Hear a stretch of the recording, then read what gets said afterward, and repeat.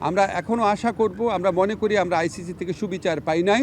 আমরা এখনো আশা করব আইসিসি সুবিচার করবে। তো এখন আইসিসি যে টুর্নামেন্টটা তো ভারতেই হবে।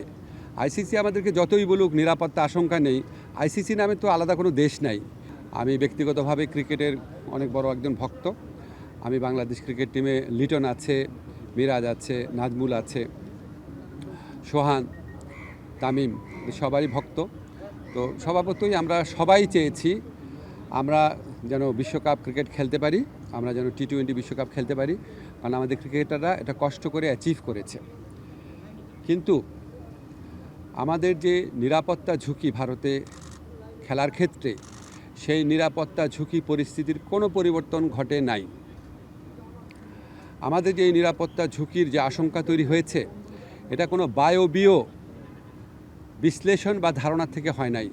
এটা একটা সত্যিকারের ঘটনার থেকে হয়েছে, যেখানে আমাদের দেশের একজন সেরা প্লেয়ারকে উগ্রবাদীদের কাছে মাথা নত করে ভারতীয় ক্রিকেট বোর্ড তাকে ভারত থেকে বের করে দিয়েছে, সোজা কথা বের করে দিতে বলেছে। তো এখন আইসিসি যে টুর্নামেন্টটা তো ভারতেই হবে। আইসিসি আমাদেরকে যতই বলুক নিরাপত্তা আশঙ্কা নেই, আইসিসি নামে তো আলাদা কোনো দেশ নাই।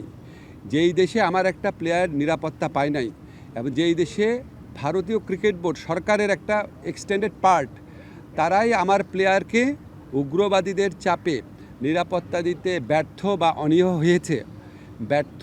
অনীহ হয়েছে, সেই দেশেই খেলা হচ্ছে। সেই দেশের পুলিশ, সেই দেশের সিকিউরিটি এজেন্সিরই দায়িত্ব হবে ক্রিকেটারদেরকে নিরাপত্তা দেওয়া। তো আমরা তাহলে ওই ঘটনার পরে কী এমন চেঞ্জ হয়েছে ভারতের, যে আমরা ভাবতে পারবো যে ভারতে আবার কোনো উগ্রবাদী আস্ফালন হবে না, এবং ভারত আমাদেরকে মুস্তাফিজকে নিরাপত্তা দিতে পারে নাই। তো কি হয়েছে, আমাদের ক্রিকেটারদের, আমাদের সাংবাদিকদের, আমাদের দর্শকদের সবাইকে নিরাপত্তা দিতে পারবে? এটা আমরা কিসের থেকে কনভিন্সড হব? আমাদেরকে এই বিষয়ে কনভিন্স করার জন্য আইসিসি কোনো চেষ্টা করে নাই। আইসিসি আসল যে ইনসিডেন্ট, সেটাকে বাদ দিয়ে তার স্ট্যান্ডার্ড যে সিকিউরিটি প্রসিডিউর সেগুলো নিয়ে আলোচনা করেছে। যেখান থেকে গ্রিভান্সটা, সেই ঘটনা নিয়ে আইসিসি কোনো স্ট্যান্ড নেয় নাই ঠিক মতো।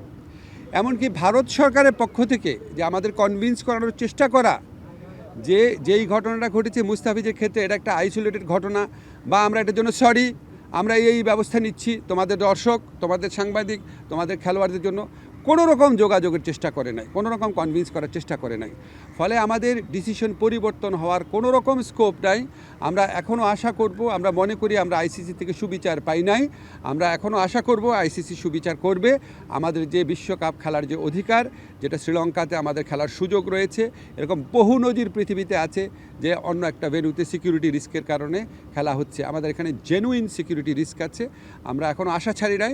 আমরা আশা করব আইসিসি আমাদের জেনুইন সিকিউরিটি রিস্কটা সুবিবেচনার সাথে নিয়ে আমাদেরকে শ্রীলঙ্কায় খেলার সুযোগ করে দেবে বিশ্বকাপ। আমরা সেই আশাবাদ নিয়ে এখনও অপেক্ষা করছি।